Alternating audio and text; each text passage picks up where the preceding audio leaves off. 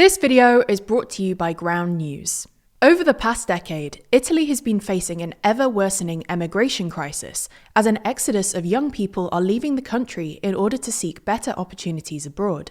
More than 1 million Italians have left in the past 10 years, a third of them aged 25 to 34, and this trend is now accelerating, adding further pressure to the Eurozone's third largest economy, which is already struggling with a rapidly aging population. So in this video, we're going to explain Italy's emigration crisis and what could happen next.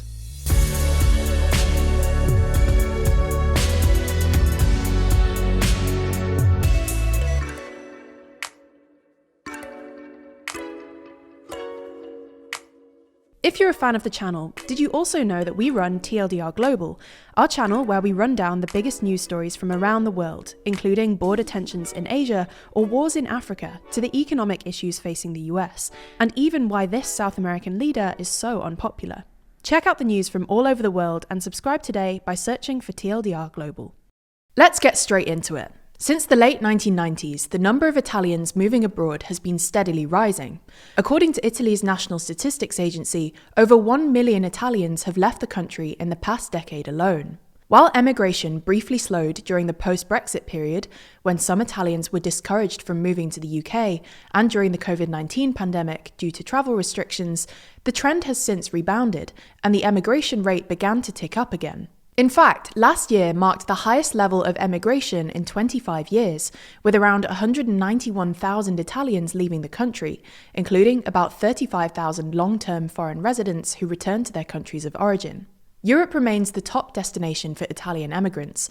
Germany, France, Switzerland, Spain, and the United Kingdom collectively receive about 55% of Italian immigrants, with the UK being the most popular destination.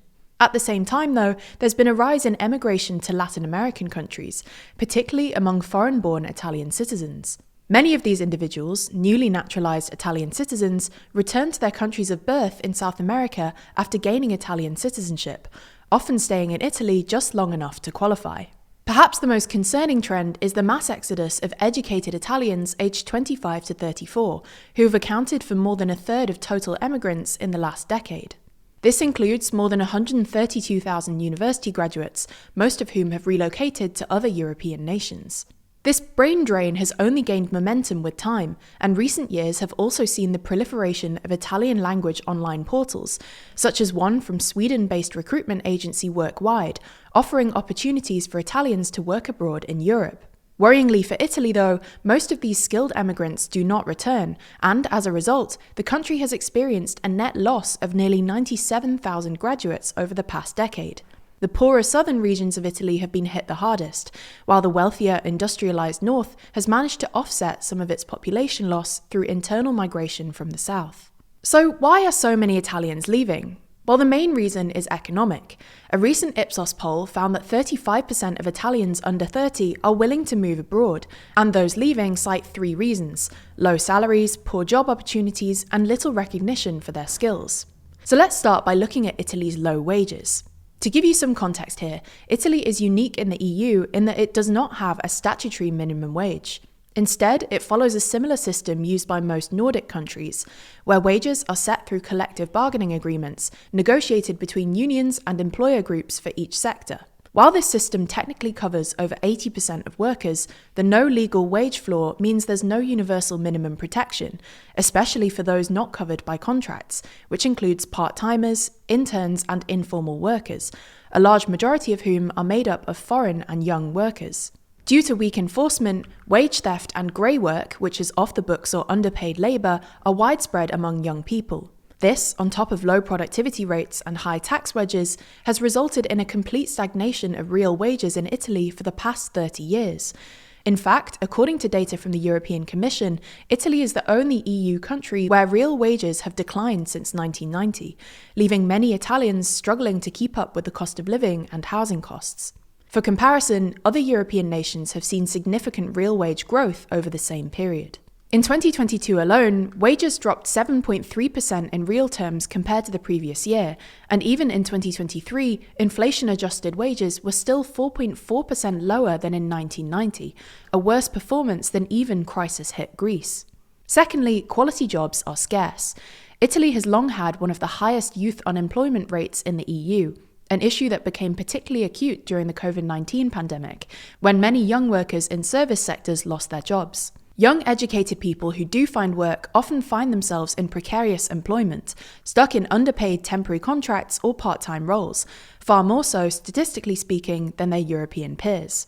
And finally, Italian workplaces are widely seen as unmeritocratic, particularly by younger workers, who argue that career progression is slow and salary increases are not strongly linked to education or performance. 8 in 10 young Italians believe there are too many older people in senior positions, and according to INPS, workers under 35 earn just over half what their older colleagues make. This combination of poor pay and job instability means that young Italians with degrees suffer a significantly higher poverty risk than the EU average. It's sort of unsurprising then that so many choose to leave Italy altogether, which has had significant economic implications. The loss of human capital is driving the country's productivity down, and it's estimated that this brain drain cost the country €134 billion between 2011 and 2023. Meanwhile, the Bank of Italy warns that the projected decline in the working age population could lead to a drop in GDP of up to 11% in the coming years. This exodus of educated young Italians is exacerbating Italy's demographic crisis too. According to World Bank data, Italy's fertility rate dropped below replacement rate as early as 1976 and has stayed below this ever since. In 2022, less than 400,000 babies were born, the lowest number since unification in 1861, and implying a birth rate of about 1.2, one of the lowest in the OECD. Unlike other countries, which sometimes have high fertility hotspots, low fertility rates are pretty much universal in Italy, which means that Italy's population is shrinking, and things are only likely to get worse in the coming years. Italy's population has been shrinking since 2014, and Italy's statistics agency, Istat, forecasts that it will drop to about 52 million by 2050, and then under 50 million by 2070. Italy also has the oldest population in the EU, with a median age of 48, well above the EU average of 44, and the highest old age dependency ratio in the EU at about 0.38. This is expected to rise to at least 0.6 in the next few decades, which means there will only be about 3 working people for every 2 pensioners. Of course, if young people continue to leave Italy, this will further increase the old age dependency ratio and strain Italy's public finances, especially if these people are well educated. Given how hard other countries have found it to stimulate their domestic fertility rate, the only obvious solution to Italy's demographic crisis is to increase immigration. But this isn't a popular idea in Italy, and Giorgia Meloni's right-wing government has instead taken steps to reduce immigration into the country. If you want to know more about this topic, there's plenty of other outlets reporting about it online. Unfortunately though, it's sometimes hard to tell exactly which way these outlets lean politically, making it difficult to understand exactly how your view of world events is being biased by the sources you're reading. That's where this week's sponsor, Ground News, comes in. Their website and app, developed by a former NASA engineer, allows us to pull back the curtain on media bias and have a look at exactly how each story is being covered. For instance, this story about Italy's citizenship referendum has been covered by 61 sources. We know that 15 of these have been reported by the left, and 6 of these have been reported by the right. That's not all though. Ground News has tons of genuinely useful features. Take their blind spots feed, for instance. This shows you the stories underreported by one side of the political spectrum or the other. For example, if you lean right, you probably missed this story on the 54 shipwrecked migrants recently rescued from an oil platform in the Mediterranean, where one woman gave birth. Here at TLDR News, we think that Ground News is an incredibly useful tool for our current media landscape, one that's constantly trying to attract your attention and sway you towards or away from certain political viewpoints. So having a tool that helps you spot this and helps you take action really is a game changer. If you're interested in everything Ground News has to offer, you can get 40% off the Unlimited Access Vantage Plan subscription by using the link in the description or scanning the QR code on screen. This limited time offer is only available here, so make sure you go to ground.news/TLDR or click the link in the description to get started and support an independent news platform working to make the media landscape more transparent.